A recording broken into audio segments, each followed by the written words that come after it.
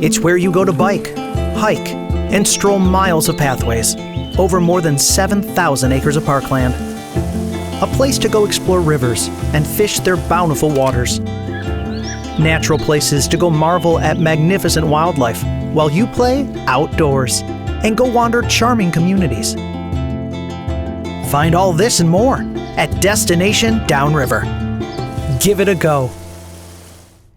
Welcome to the Destination Downriver podcast and vodcast. I'm now can officially add. So excited about that. My name is Ron Hendricks. I'm your host, and I'm also, should mention, the president of the Southern Wayne County Regional Chamber, which is Downriver's premier business membership organization.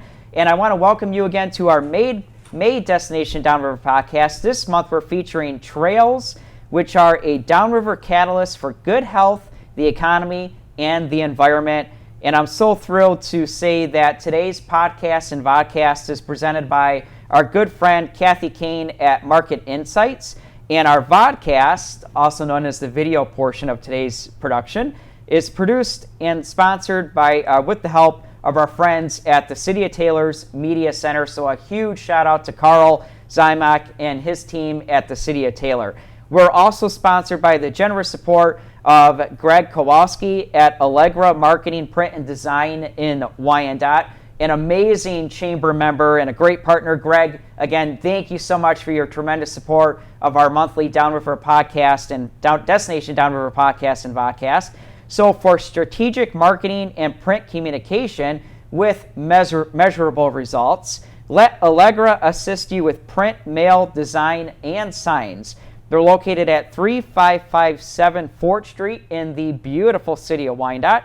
And you can call Greg and his team at 734-288-8994. And by the way, tell them that your friends at Destination Downriver sent you and brought you there. So let's go ahead and begin with today's podcast and vodcast. The Downriver region of Southern Wayne County has been misunderstood and maligned after years of heavy industry dominated both our riverfronts and our communities.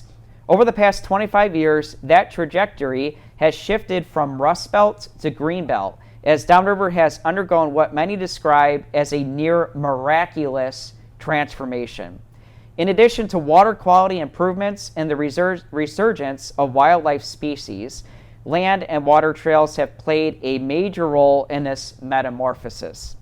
According to national research, the economic impact of comprehensive trail systems has been proven to be a catalyst for bringing new businesses and economic life to communities, which is such an important point, especially coming from the president of our region's Chamber of Commerce. We're always so focused on the economic impact of things, and we're so excited to be talking about that and the economic impact of our downriver trails and waterways today. Trails encourage growth on main streets while promoting outdoor recreation and fostering community revitalization. They help protect air and water quality, create jobs, and support economic growth. So many things. And diversification, all while offering new opportunities for people to connect with the natural world. Sounds very exciting, and it is. Since 1998, nearly 75 miles of trails have been created in the Downriver area. Our current trail system includes over 100 miles of both water and land trails that reach within half a mile of every downriver home. That's phenomenal, and it's definitely unique living not just in downriver but the entire state of Michigan community. Downriver trails traverse through both rural, urban settings, along with flowing through 7,000 acres of parkland. Amazing. Not many regions can offer that much for touring and tasting an area that's poised to be discovered. Our guest panel for today's discussion are all professionally and personally involved in the wealth of downriver water and trailways. So I'm going to begin by introducing today's guest, who we're very excited to have with us. And I'm going to start with Danielle Motter. I hope I have your last name correct, you Danielle. Do. Great, very good. Danielle is the Chief of Marketing and Communications for the Huron-Clinton Metro Park System, comprised of 13 unique parks, along the Huron and Clinton rivers in Livingston, Macomb, Oakland, Washtenaw, and Wayne counties.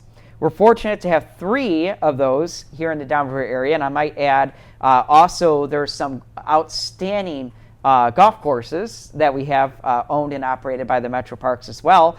But those 3 Metro Parks in the Downriver region are Lake Erie Metro Park in Brownstown, and then also both Willow and Oakwoods Metro Parks in Huron Township and also Van Buren Township, if I have that correct. And then we'll mention real quickly about the golf courses as well. But these parks are where visitors find opportunities for just about every outdoor recreation activity. They also provide educational resources on science, nature, history, and the environment, along with energizing outdoor experiences for both the young and old. And then also, before we introduce our next guest, also mention that the Metro Parks are a phenomenal and longtime partner of the Southern Wayne County Regional Chamber, and we appreciate your membership and your partnership with the Chamber. So welcome, Danielle. Good to have you. Thanks for having me. Our next guest is Wendy Pate, who in the middle here, another great partner and member of the Chamber. Thanks, Wendy, for being here.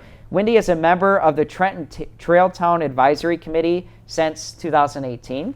After retiring from teaching over 25 years, that's phenomenal, Wendy, and working on the committee, she decided to run for city council and help elevate the goals of Trailtown.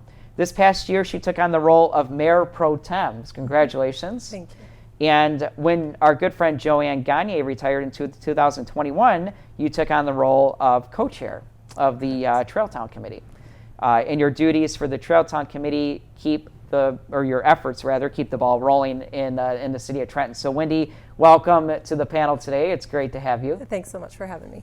And our next guest, also a longtime business owner in the Downriver community, Al Petrie.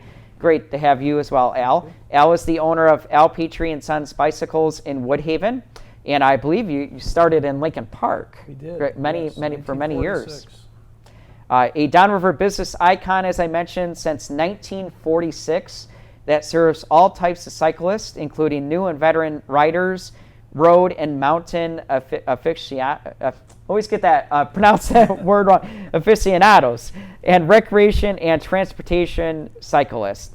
It's the place downriver for all of your cycling needs. So Al Petrie, welcome to the panel as well. Glad to be here.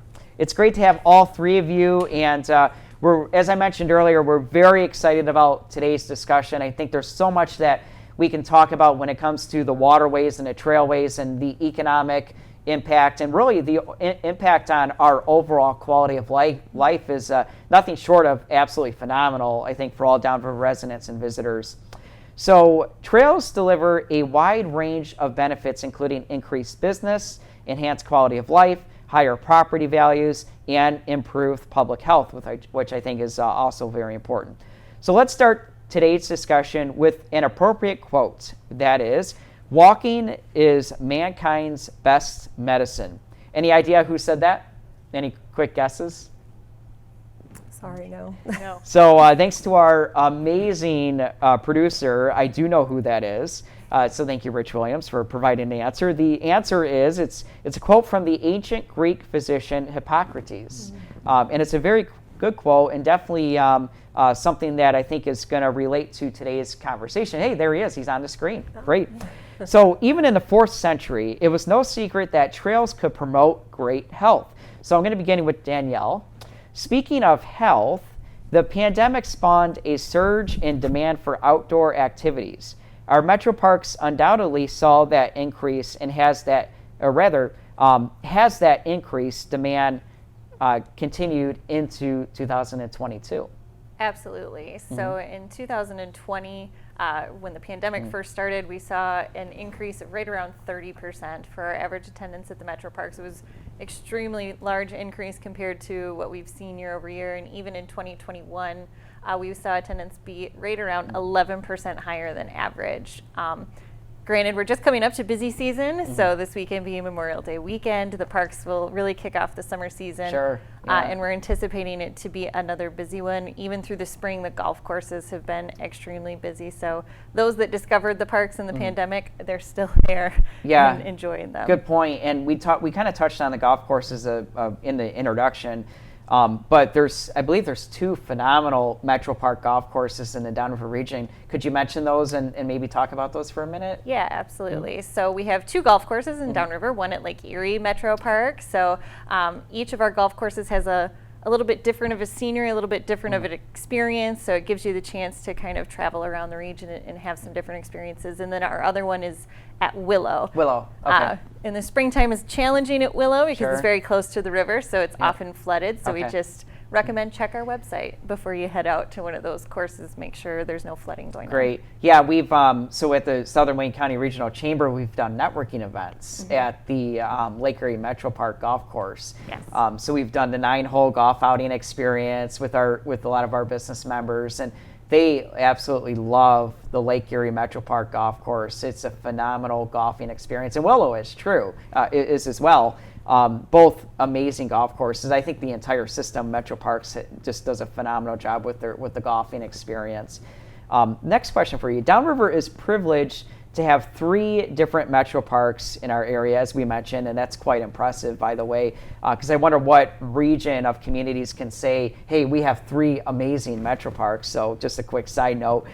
Can you give us a quick overview on Lake Erie, Oakwoods, and Willow Metro Parks, and what kind of experiences you provide to the community and things like that?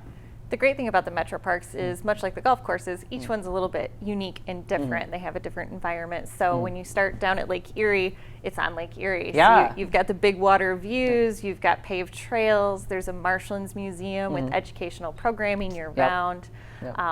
In the summertime, there's the golf course. Well, I guess spring, summer, and fall, you can golf. There's even a marina. So if you're a boater, you can stay right there and experience the entire park. As you travel a little further away and you get into Oakwoods Metro Park, it's a completely different experience. It's out in the woods. It's very secluded, quiet trails. There is a nature center with programming there as well, but it's a little more secluded experience, a little more quiet experience. It's amazing that, sorry to interrupt you, Danielle, but each Metro Park provides its own unique experience. It does. Which is phenomenal to me. It is, and we often get visitors who take on the Metro Parks Challenge and try to visit all 13. Yeah. Because it is 13 different experiences. Right. But even in the Downriver area, each of the 3 is a little bit different. When you get into Willow, it's kind of in between the 2. It's got some secluded areas with nature trails and paved trails throughout, but it's got some more built structures as well, including a pool facility and food bars. So that's really popular in the summer. Picnic shelters and sports courts and lots of open space to have events as well. And I think is Oakwoods, does Oakwoods have that large splash pad as well, or is it Willow? Willow is the one that has the pool. There's a large playground, but it's at Lower Huron Metro Park. Okay, and Turtle Cove is at Lower Turtle Huron Cove, as that's well. the one I was thinking of. Yeah, I just love going there. We were there. It wasn't open yet, but we were there a couple of weeks ago, and they were kind of preparing it for the summer season, and it's just a great place to bring the kids and the whole family. Yes. The other thing is with Lake Erie Metro Park, and I visit all 3 all the time. And when I go to Willow and Oakwood, I always love to visit our good friends at Doc's Ice Cream Shop in downtown New Boston, who are great chamber members. But Lake Erie Metro Park is so amazing because when you go there, and we were talking about this, I think, on the last podcast, Downriver shipping and Great Lakes shipping and things like that. You can see the big freighters coming in off of Lake Erie into the Detroit River Channel, or the other vice versa, coming from the Detroit River Channel into Lake Erie. And then I think you can see the Detroit River Lighthouse from the Lake Erie Metro Park as well. And that's if you're a boat nerd, which I am, and you love watching the big ships on the Great Lakes, Lake Erie Metro Park is one of the best and most premier spots to watch Great Lake shipping in action. It's awesome. It is always surprising to me how many people can watch freighters. Yeah, I'm one of those nerds. And yes, it's a great spot for it. And in addition, there's a coastal marsh in Lake Erie, so you kind of get the experience of Great Lakes shipping and that more natural marsh, which is actually a unique habitat for anywhere. That's great. And then you mentioned the museum as well as at Lake Erie Metro Parks. And I've been there several times, and every time you go there, it really, truly is a unique experience as well. And it's an excellent museum, very well done. And I know there's different classrooms there. And how can people experience the museum? Do you have to buy a ticket? And can you talk a little bit about that? Yeah. So the museum is. Instead of a nature center at Lake Erie Metro Park, we have the Marshlands Museum. So our interpretive staff operate there. There's no ticket required. So once you get into the Metro Park, which is either a daily or annual pass, you have to pay to get into the park, you can visit the museum for free. And there is a full calendar of programming. Yep. So you can either self-guide around the museum or let our interpretive staff teach you a little bit more in a guided program. Great. So Huron Clinton Metro Parks, obviously named after the Huron and the Clinton rivers. Yep. And today we're talking about trailways through Downriver. So are the three Metro Parks, are they all connected by the Downriver Link Greenway trailways? They absolutely are. They are connected by Downriver Link Greenways, which is also a part of the sections of the Iron Bell Trail, the statewide version as well. So you can actually get to all three of those Metro Parks on paved trail. And how long are do you know how long the trails are in each park? Like how many miles of trailways and things like that we can experience? You're going to test me. Yes. I don't know if I have the exact number off the top of my head. It's honestly a little bit difficult to count because the paved but it's a big trail, number. It's a big number. Lots of miles of trail. That's a good answer. Lots of miles of trails. And yes, we're going to test you because this is the Destination Downriver podcast, and that's what we do here. So, Al, I'm going to look at or turn things over to you for a moment. As one of our long-time business owners in the region, I know trailways and waterways are very important to you know that to our local economy. So people are rediscovering the joys of being outside and using the trailways. And places like our Metro Parks are a perfect match for that growth spurt. What we've learned from all the national trail studies, and I want to get this in because this is important, visitor census work, is that the most type of trail use is now overwhelmingly bicycle, and I believe it's 75% now of trail users are on bicycles. I imagine that the demand for bikes is continuing to grow. Is that correct? It is. And you know, you're right. Bicycles are really driving trail use, both nationally and locally. It's happening at the Metro Parks. It's happening all around the country. People are looking for easy ways to get outside, enjoy the outdoors, have something that's fun to do, that gets them into shape, and is eco-friendly at the same time. So trail use is just way up among bicyclists. During the pandemic, the peak of the pandemic, people were just anxious for ways. They were desperate for ways to get outside and do something that was healthy. You can only cut your grass so many times. Yeah, you got to do something else. So and that really drove demand for bicycles way up. I've never seen it like this before. It's created a worldwide bike boom. We have interest in bikes that is just unprecedented. It's been, I would say, somewhere the past 2 years, I believe the industry's average has gone up in what's been sold by 50% in the last 2 years. Wow. And so, it's especially with gas prices, I don't see any sign of that slowing down. Yeah. People are using bikes as a means of transportation to not only get healthy, but also, save some money at the pump. Yeah. So the air you put in your tires, your bicycle tires, is a little bit cheaper than putting gas in the car. Absolutely. Huh? Yeah. I can imagine. So we have a big day coming up in the Downriver region on June 4th, Saturday, June 4th. We have an event called the Tour de Tom. And Danielle, you're a big part of this, and it's just a phenomenal experience to explore the southern portion of the Downriver region, starting in downtown Flat Rock and going to the Lake Erie Metro Park, with none other than Tom Dalton, who is the host of Under the Radar Michigan on PBS, 10-time Emmy Award winning TV show. So the Tour de Tom is a really exciting event. We have 50 bicyclists that are going to be coming and riding along the pathways along the the Downriver Link Greenways pathways.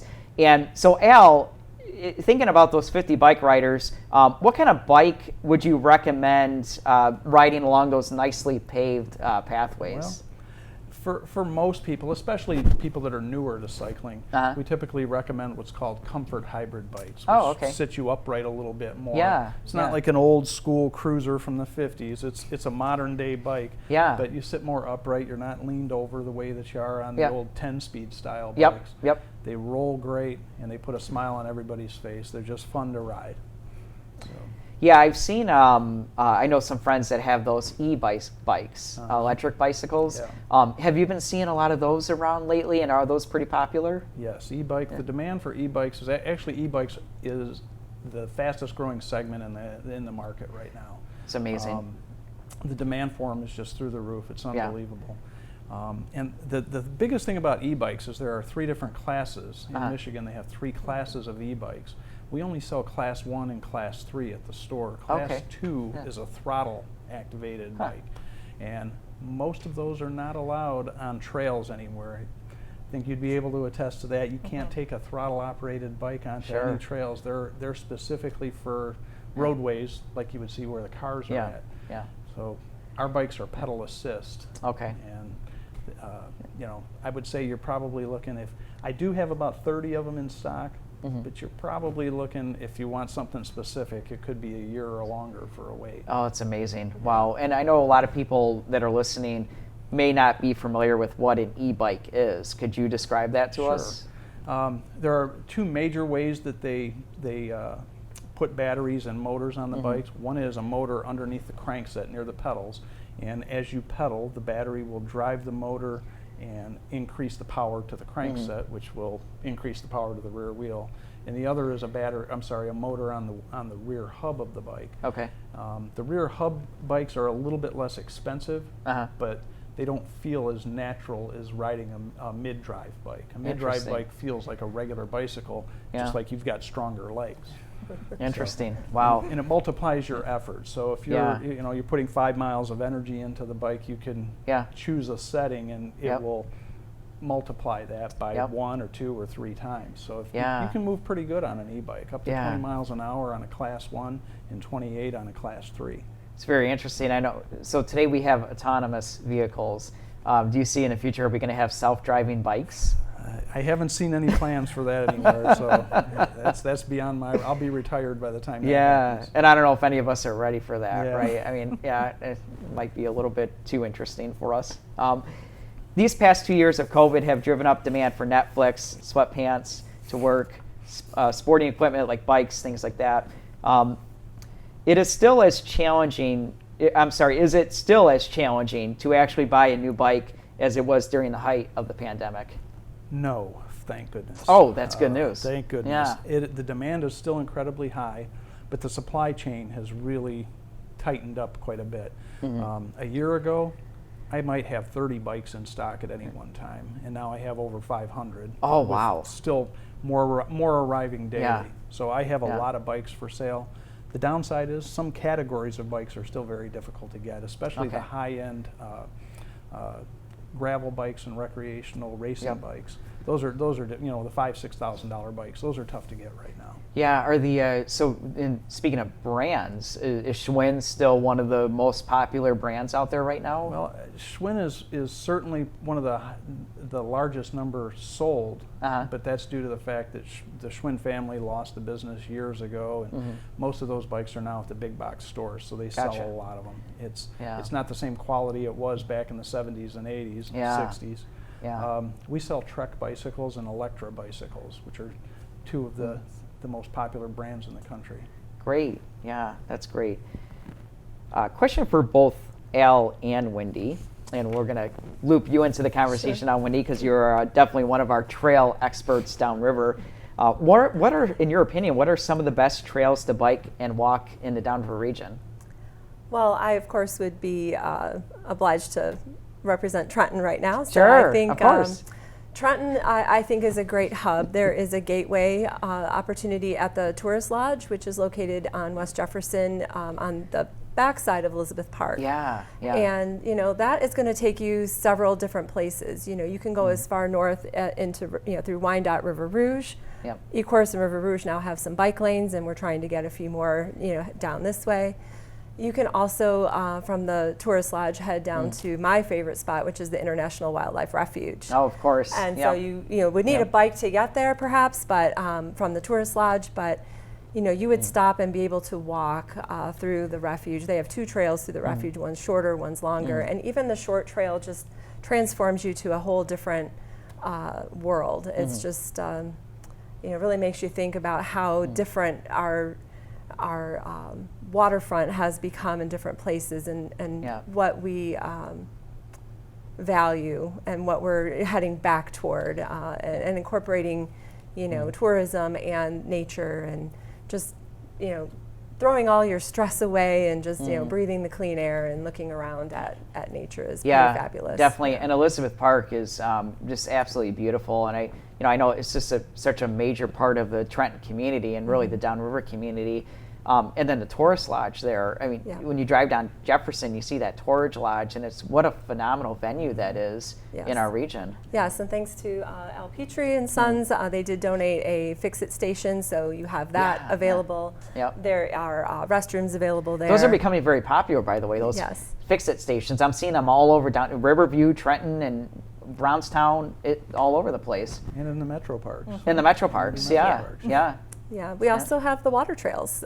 So, we talk about biking and walking, which are great things to do in that area on the by the Tourist Lodge. But there's also a handicap accessible launch at the Tourist Lodge. There's also a handicap accessible launch at the Refuge. Yeah, and that's one of my favorite places also to kayak through is the Refuge. So.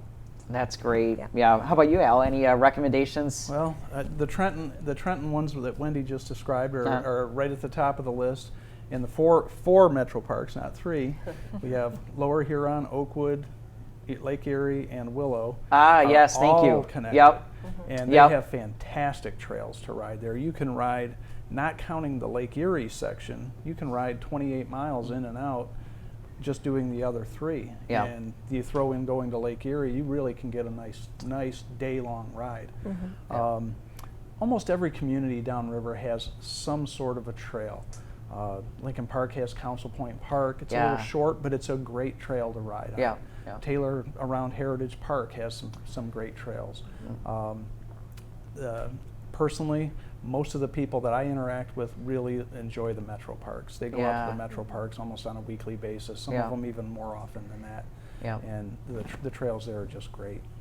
They are, and you're absolutely right. There's 4 metro parks, and sorry about that, Danielle, and for missing that, because they're absolutely phenomenal. And the trailways, there's so many trails that go through the metro parks, and you mentioned there's a lot of community like Lincoln Park that maybe people don't think about, and River Rouge and Ecorse is phenomenal trails that go along these different communities, and we definitely encourage everyone to explore those different trailways. And then for the entire panel, are there particular routes any of you could recommend for making a day of experiencing lots of what we have to offer here in the Downriver region memorable? And one thing that before you answer that question, one of the things that we constantly promote here at Destination Downriver is the idea of a daycation, and exploring a community, exploring the region in one day. And Downriver truly is one of those premier daycation destinations. So what do you think, Ed?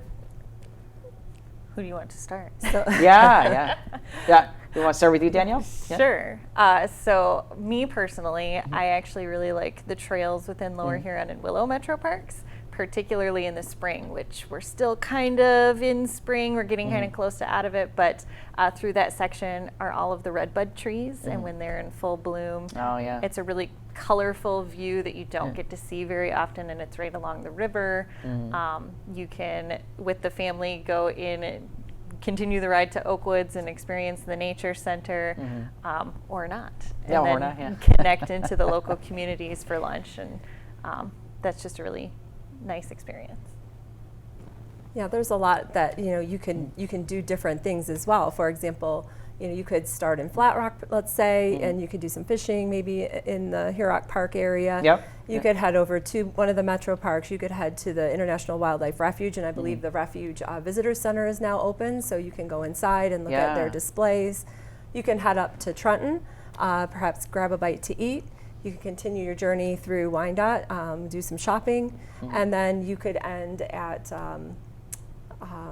the perhaps Dingle Park in Ecorse, and again looking at or Bishop Park. There's so many parks, waterfront parks, that you could stop and you could picnic, you could watch the freighters like you like to do, and those things. So there's so many different things you can do. You can shop, you can eat, you can recreate, you can maybe even in Flat Rock, I believe they have some kayak rentals that you could do back at there. Water Street so Tacos. You can have a variety of experiences and make more of a day of it. Yeah. So Al, I'm really curious about you. What would your daycation in the Downriver region look like? Wendy just described it. I live 3 minutes from Hurock Park, so she just described a day that I would head out on. You ride down to Hurock Park, and then you either head towards Erie or take the connector into Oakwoods. That's what I would do personally. Yeah, that's great. Yeah, I would love to do any of those. Sounds like a great experience. And we talked in the introduction. We talked about the economic impact. And when it comes to experiencing a daycation in a community, that truly has a big impact on our local small businesses as well. And so I want to talk about that for a moment with our wonderful panel here. And Downriver Link Greenways also offers a helpful concierge page on their website. I want to mention this for trail trip planning. And so you can access that website through the Destination Downriver website as well, which is destinationdownriver.com. Or you can see on your screen here, downrivertrails.org. And I highly recommend it. The site was built by one of our chamber members, by the way, and it's a phenomenal site where you can truly plan a daycation and explore the trails in the Downriver region. So let's talk more about some of the economic benefits that trails offer to communities. Metrics like increased business as well as increased opportunities for new businesses, along with the impact of trails on residential and commercial property values are a couple of notable findings in some national studies. According to recent national research, active outdoor recreation contributes, and listen to this, you guys are going to be blown away by this, contributes $730 billion annually to the U.S. economy. That's amazing. And it supports 6.5 million jobs and generates $88 billion in annual state and national tax revenue. So Wendy, question for you, how have the waterways and trails affected the communities in the Downriver region? Well, I often think of the waterfront communities and where we're located. So, we have 180 degrees where some cities have 360 that they can, benefit from. Sure, yeah. So we've seen the commercialization of Allen Road and, kind of pulling people. First it was 4th Street, then it's Allen Road, perhaps it's going to be Telegraph or some other, pulling us away from the waterfront. So we have to think about how we're going to bring people back, and I think the trails have done that. We're a different kind of road per se that people want to travel. And so what it's done for Trenton is that it's actually, given a renewed interest to our downtown. We're looking at revitalizing the downtown, and we have 2 new gift shops, we have a new florist, we have 2 new restaurants going in, we have a potential housing development going in right on the corner of West and West Jefferson. So it's really revived the community and the interest. I know the city is working on making a gathering space in front of City Hall.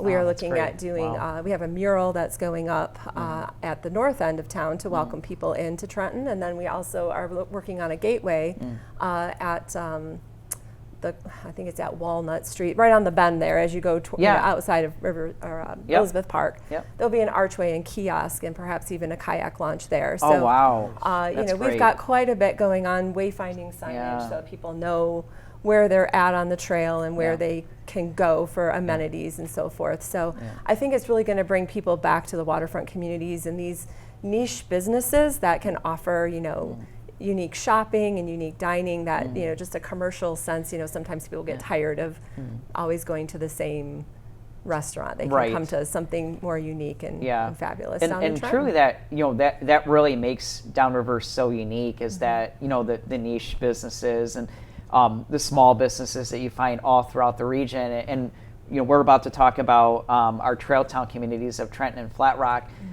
But Trenton and Wyandotte, Allen Park, others, Flat Rock and others, really have beautiful downtown districts. And with Trenton and Wyandotte particularly, you're right on the Detroit River. And it's so, it's so exciting to hear some of the developments that are coming for downtown Trenton. And you truly, when you go and visit these downtown areas, you find these very unique small businesses. And it's not your big box stores or, your chain restaurants. You can really have a unique cultural and restaurant and small business shopping experience when you come to our downriver communities like Trenton. Right. Yep. Right, and I think they can take a piece of that back with them, and it's more memorable, and they want to come back and they want to see more. Absolutely. So we are fortunate, as I mentioned a minute ago, to have two trail towns in the Downriver region with Trenton and Flat Rock as Pure Michigan trail towns, which is a nationally, state rather, recognition. Yeah, thank you. And it's along the nationally designated Huron River Water Trail, both communities. So what's the significance of having that sort of designation? So what it does for us, this was created by the Michigan Trailways Act of 1994, which was updated in 2014. And so they asked communities to go through a rigorous process of basically, having a commitment to all what the trail is, but also what the community wants from the trail. So for example, hosting annual events involving the schools, having accessibility to the trail, walkability, connecting with other communities, having attractions along the trail, and having a sustainable business and marketing plan for the region. So, our former Parks and Rec director, Joanne Gagne, had put a lot of that together, and then the committee helped support her. Council passed a resolution in support of Trail Town, and so the state recognized all of our efforts in 2021, and we were the only town designated as a Pure Michigan Trail Town in 2021. I just saw on the website, this is at michigan.gov/DNR/state trails and all the other slashes. I'm sure you'll get there if you Google it. But they just added 3 more towns, so we are now one of 11 in the state that has this significant designation. We get to use the Pure Michigan branding in Trenton for which has a big impact, in terms of marketing promoting. And like I said, we're on their website, so people around the state get to see who we are, and there's a link to our Trenton website for Trail Town, and they can check out the town. And this would be people that aren't just from downriver or the southeast Michigan region that are seeing this. So we're pretty honored to have received that designation, and we worked pretty hard to get that. I was going to say it's not an easy designation to receive.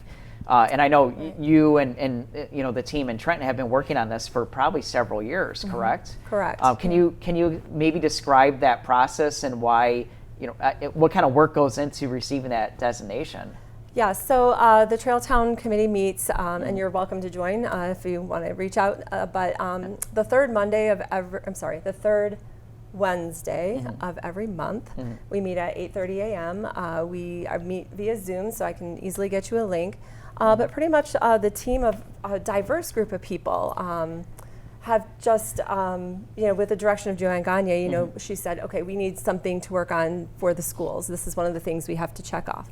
So then the committee, took, somebody in the committee then took that role, reached out to the schools.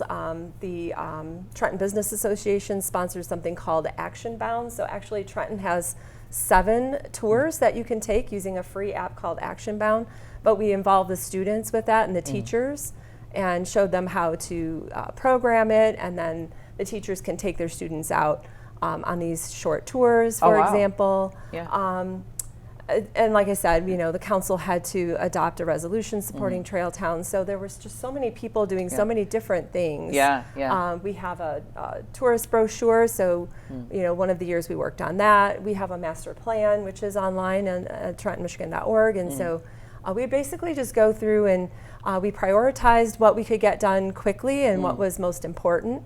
and we've just been checking off the boxes ever since. Yeah, what a remarkable accomplishment. And like I said a minute ago, I know it's taken many years and a lot of hard work. And the Trenton community is just like every other community, of course, downriver, but it's truly dynamic. And the ability for such a diverse group of people to come together with a common goal to truly enhance the region and enhance the community is nothing short of remarkable. And congratulations to you and your team. I was so excited last year to be a part of the ribbon cutting for the Pure Michigan Trail Town Yeah, that was celebration. very exciting. Yeah, and as you can see, we had so many partners, even Yes. not just on the committee itself, but so many regional partners that helped support, finishing the trail so that we have a paved trail that goes to the refuge and doing these gaps and working with Downriver Link Greenways, and everybody's just been so supportive and wonderful in our efforts. So we appreciate absolutely. it. We were a pilot town.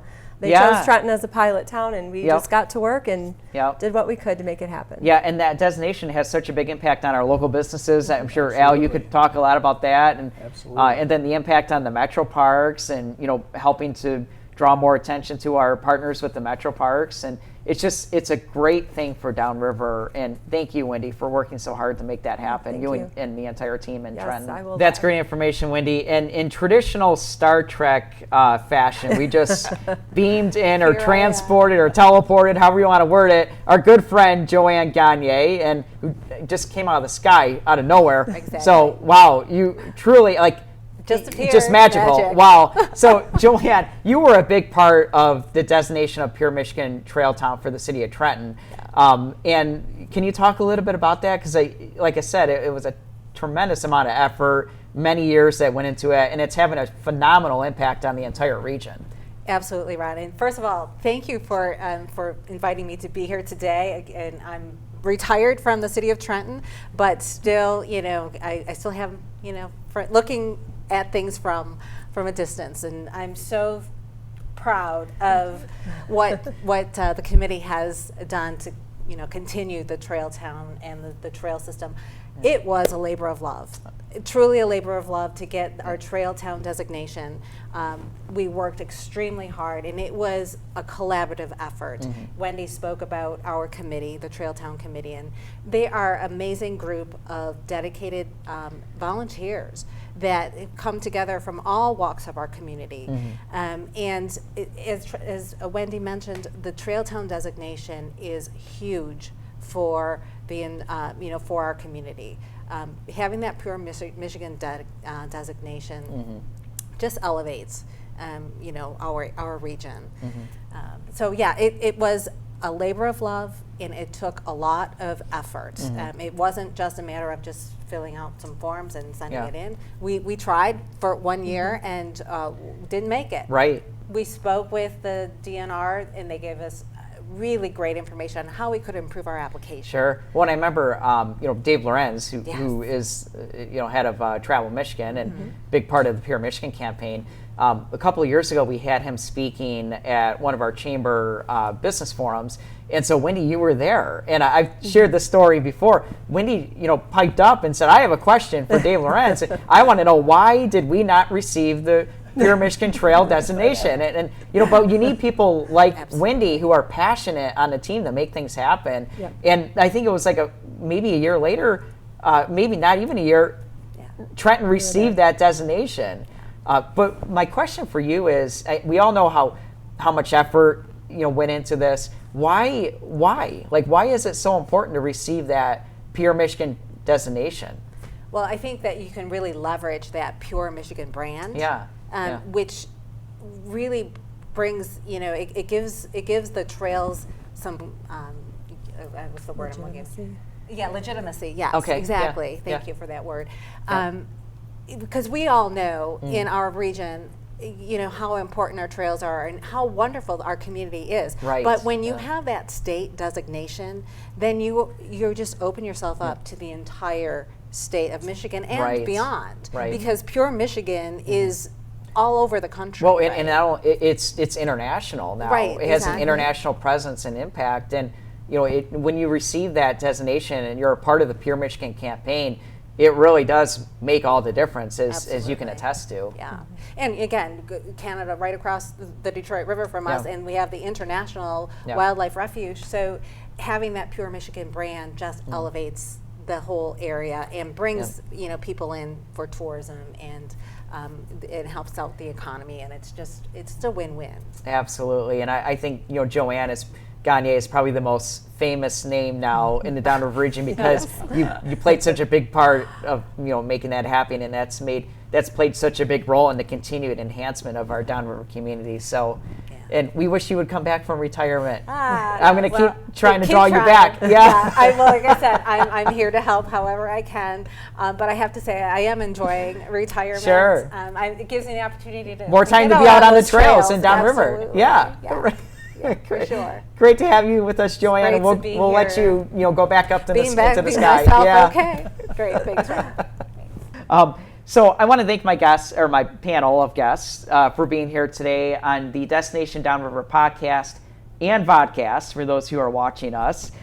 We're so excited to continue to do this monthly podcast and talk about all the great things that are happening in the Downriver region, which we're never going to run out of content because there's so much happening in this region. And that's why we have a great partnership with our friends at Under the Radar Michigan, because there's so much happening here. They want to be a part of that, and they want to help us to promote it, and we're thrilled about that.